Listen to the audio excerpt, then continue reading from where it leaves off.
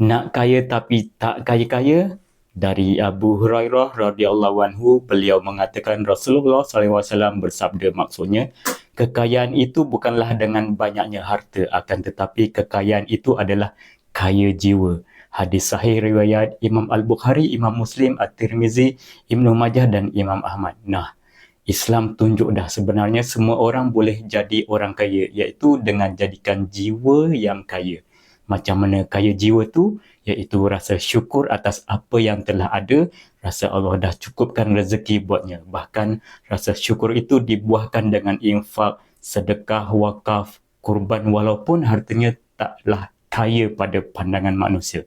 Nak doa kepada Allah, nak minta sesuatu yang kita tak ada, kena tunjukkan syukur dulu dengan apa yang telah kita ada. Syukuri sumber kewangan yang dah ada, baru minta Allah tambahkan lagi syukur kita dengan tambahkan lagi sumber kewangan kita, macam tu.